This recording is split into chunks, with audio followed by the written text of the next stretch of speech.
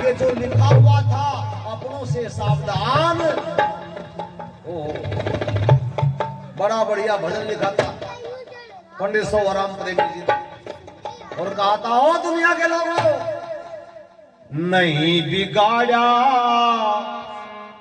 मेरे भारत का, भाई नहीं बिगाड़ा इस भारत का, दुश्मन की तलवारों ने भारत को बर्बाद किया है, भारत को बर्बाद किया है, भारत के तलवारों ने नहीं बिगाड़ा भारत का, दुश्मन की तलवारों ने भारत को बर्बाद किया है, भारत के पतारों ने नहीं बिगाड़ा भारत का। पढ़ो इतिहास को उठा करके,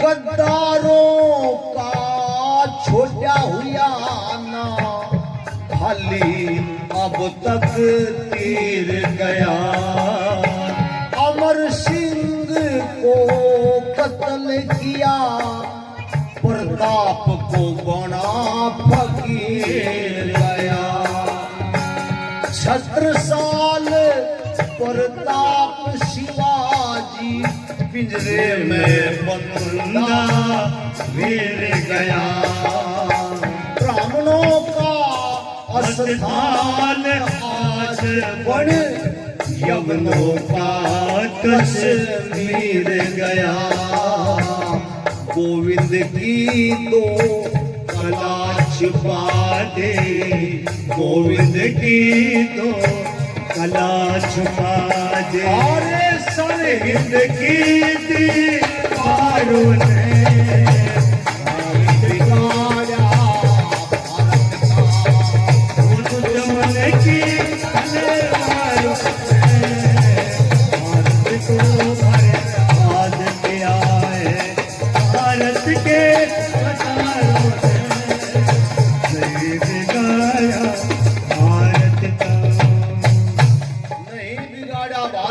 दुश्मन की तलवारों ने भारत को बर्बाद किया है, तो भारत के गद्दारों ने और कैसे किया।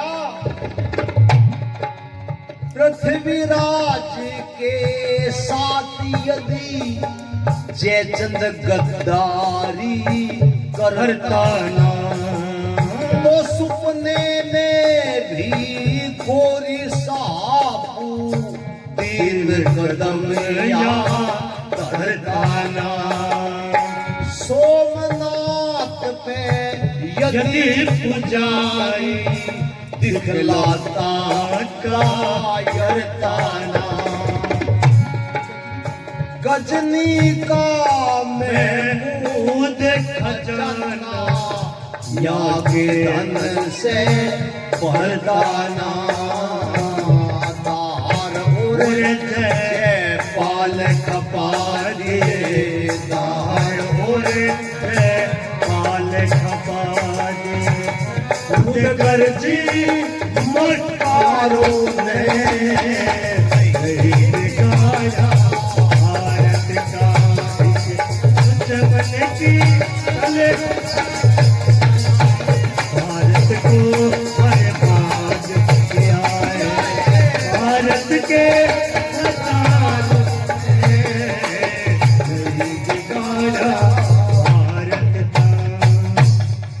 पृथ्वीराज के साथ यदि जयचंद गद्दारी करता ना, सुपने में भी गोरी साहबुद्दीन कदम यहाँ धरता ना, सोमनाथ पे यदि पुजारी दिखलाता कायरता ना, तो गजनी का महमूद खजाना यहाँ की धन से भरता ना, दाहर और जयपाल खपा दिए सिंध का राजा दाहर। मैं निवेदन आपके सामने निवेदन कर देना चाहता हूँ, आज ये जो अंधविश्वास पाखंड रूढ़िवाद जो पनपता जा रहा ना, ये हिंदू अकल का अंधा और गाठ का पूरा है भाई। सारी बात तर्क किसके सामने रखो, फिर भी यूं ही कहे भाई सारी बात सिर माथे पे और पतराड़ा पड़ेगा वही। ढाक के 3 पाद चौथा लगा ना 5वें की। आज इसको जितना समझाने का प्रयास करे ये उतना बिगाड़ने का बिगड़ने का प्रयास करे। सोमनाथ का मंदिर, सोमनाथ के मंदिर पे महमूद गजनवी गया, मुट्ठी भर सिखाई और जाकर के देखता है तो 20,000 पंडे पुजारी थे। 20,000 बहुत बड़ी राणा भीम सिंह की फौज। मुट्ठी भर सिपाही लेकर के महमूद गजनवी गया। राजा दार ने कहा उठाओ हथियार, मार दो इस दुष्ट को, इस निशाचर को मार दो। सिपाही लड़ने के लिए चले तो पंडितों ने कहा, ब्राह्मणों ने कहा, पाखंडियों ने कहा ठहरो, खून खराबा नहीं होना चाहिए। अरे भगवान सोमनाथ इस दुष्ट का नाश कर देगा। थोड़े से लालच में विज्ञा ब्राह्मण पंडित विज्ञा थोड़े से लालच में मंदिर का झंडा झुका दिया। वहां की मान्यता थी जब तक शिव जी का जो मंदिर है उसके ऊपर जो झंडा है, जब तक झंडा सीधा रहेगा तब तक हमें कोई जीत नहीं सकता, हमें कोई युद्ध में हरा नहीं सकता, हमें कोई मार नहीं सकता, हमारे पे कोई कब्जा नहीं कर सकता।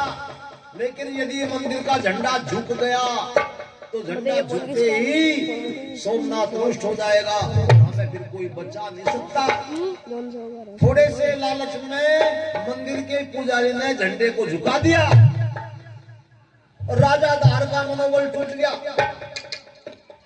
अब हमें कोई बचाने वाला नहीं, सेना हताश होगी, निराश होगी। जो लोगों का विश्वास था सोमनाथ करेगा दुष्टों का नाश, वही कहने लगे सोमनाथ रुस गया, सोमनाथ रुस गया, अब कोई नहीं बचावे। और हुआ भी यही। महमूद गजनवी ने सारे पंडे पुजारी मारे, भीम सिंह की सेना मारी, सोमनाथ के मंदिर को तोड़ा। जो बहुत बड़ा मंदिर था उस मंदिर को तोड़ा, मूर्तियों को खंडित किया और वहां के खजाने को लूट लिया। कितना बड़ा खजाना था, कहते हैं 36 ऊंटों पे मोहर असरफी लटका गई। गजनी में 36 ऊंटों पे मोहर असरफी, कई डेग सोने चांदी की भरी हुई। वो जो घंटा था मंदिर में, घंटा जिसको जाते थे और बजाते थे, वो घंटा सोने का था, सोने का।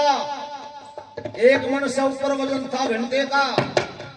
उसकी जो संकल थी जिसमें वो घंटा लटका हुआ था वह भी कई मन की थी। कितने खजाने भरे पड़े थे, धन के बेशुमार, सब लूट के चले गए। धन चला जाता तो हम दुखी नहीं होते, हमारा स्वभाव नहीं है, धन गया तो गया, फिर कमा लेंगे। लेकिन क्या किया, इस देश की 2-2 साल की बेटी भी गई। वो महमूद गजनवी छोटी छोटी लड़कियों को ले गया, बच्चों उठा के अपने देश में, और मेरे देश की वो छोटी छोटी बेटियां 2-2 पैसे में बेची गई, नीलाम की गई। किसके कारण हुई है नीलामी? ये हत्या, ये लूट अंधविश्वास के कारण, पाखंड के कारण। हम पाखंड में इतने घुस गए थे कि हम अपनी शक्ति को भूल गए थे। आज भी ये देश पाखंड में घुसा हुआ है। बढ़िया काम करने के लिए इनके पास दिल नहीं है, और निकम्मा काम करने के लिए, निकम्मा काम करने के लिए धन के खजाने खोलने। हाँ, कई कहे मासे जी जो सपना आ जाती तो गांव ईंट टूट जाते सारे, इतनी भीड़ हो जाती। ये मिटने का ही तो प्रोग्राम है ना। अब गांव में देखो ब्याह हो, ब्याह पहले तो जिसकी नौकरी लग जा भाई छोरे की, उसका तो ब्याह तावड़ा हो जा, और नौकरी ना लगे तो बाट देखे छोरे का ब्याह हो जाए। एक जी ठाठा हमें भी कहे मासे जी दुनिया में घूमो, एक आधे को उजवा दो, मका सर को बिजली का तार पकड़ा दे, सारे उलझ जाएंगे। लड़की तो मरवा दी गर्भ में, लड़की तो पेट में मरवा दी, बाट देखे ब्याह हो जा। कैसे होगा ब्याह? और चलो ब्याह आ गया, बनेगी बात। डीजे करकाए, यूं कह बुढ़ाना चलो या साफर चलो या बरनावा चलो या दा चलो, बढ़िया सा डीजे मजबूत डीजे करेंगे। डीजे करा, शराब की पेटी ले आए, लाडू पूरी हलवा रसगुल्ले बनवाए, तरह तरह के मेवा मिष्ठान बनवाए, टेंट लगा रखा। क्या बात, खुशी है, ब्याह, छोरे का ब्याह है। डीजे बज रहा, क्यों बज रहा? ब्याह है। रसगुल्ले खुआए जा रहे, रसगुल्ले खाए जा रहे, क्यों खाए जा रहे? ब्याह है। गाड़ी करी जा रही, ब्याह है। गांव में नौता दिया जा रहा, बारात में चलियो, क्यों? लड़के का ब्याह है। लोंडे जावे शराब पी पी का नाच रहे, मगर अब तो बंद कर दो सामान को, ब्याह है। इतनी खुशी, पर जहां ब्याह की बात आवे, जहां ब्याह है, वहां हो गए पंडित जी तावड़ा तावड़ा सा कर दे। फिर ब्याह में असली मान उसी के लिए तो है, सारा डीजे में जो सब कुछ बज रहा फेरू के लिए तो है। और लड़के लड़की के फेरे होंगे, विवाह होगा, वही तो है विवाह। और वहां गए पंडित जी तावड़ा कर दे, वहां तावड़ा ने मिटवारे, पंडित जी कह लगा कर दिए, लाओ दक्षिणा। कितनी दे? बोले दे दो 5100 रुपए। यार 5100 रुपए की करे आता है, 5100 का क्या करे? कितने लिया करे? मतलब 80,070 की दारू पिया दी, डीजे बनवा दिया, इतना खर्चा कर दिया, वहां 5000 रुपए गए, इतना क्या कराते? बोले जी कम दे दो, 31 से दे दो। बोले 31 से? रो पिटे उसकी हल में लड़े झगड़े, 1100 रुपए दिए दक्षिणा पे, 1100 रुपए। और फिर वे आगे हिजड़े हमें फिर आज लोग मुर्दा हिंदू अपने कामों में से हिजड़ू को नहीं भगा पाया। हिजड़े आने बेशर्मी दिखाने, 2 घंटे बदतमीजी करे। और पहले तो मंदे में काम चल जाता, अब तो 51,000 तक शुरू करे मांगना, 51,000। और भाई साहब 31,000 रुपए मैंने लोगों को देते थे। क्या अपने पड़ोस में बिल्कुल, पर तुम 31 भी 21 और 11 तो लेके ही जा। हिजड़ा इस देश में, निकम्मा आदमी इस देश में 11,000 हजार 21,000 में बिक रहा। और विद्वान बेशर्मी से भाई साहब जीवन व्यतीत कर रहा बेचारा, क्योंकि उसके पास कोई जरिया नहीं है। और नहीं तो धिक्कार है ऐसी संस्था को, ऐसे लोगों को। इस देश की बिरादरी में पैदा हुए, बड़ा गर्व किया। हम तो ऋषि दयानंद के अनन्य भगत रामकृष्ण की संतान है।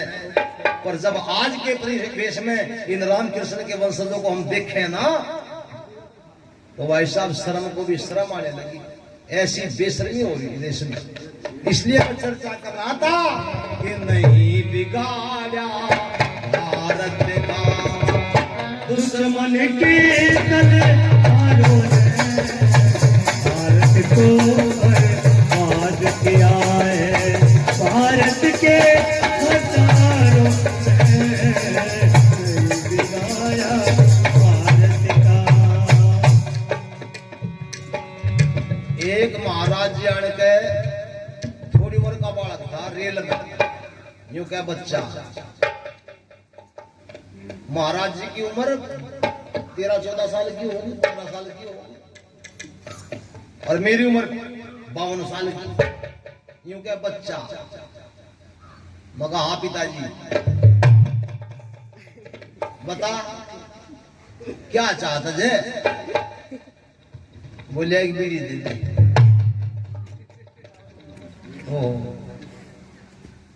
आज 7 होगी पोल खुल रही।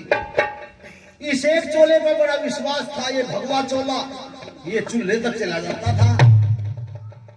और आज सबसे ज्यादा गिरावट इस चूल्हे में। पंडित सोवराम जी को लिखना पड़ा। क्या लिखना पड़ा?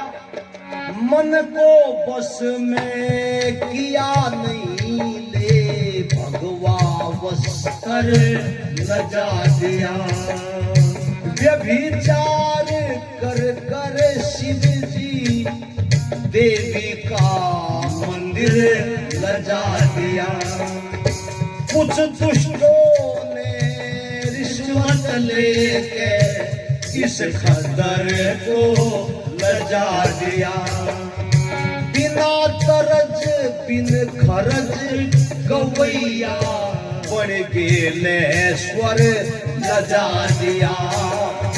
शोभा राम दुर्दशा देश की, शोभा राम दुर्दशा देश की, दया न की हजारों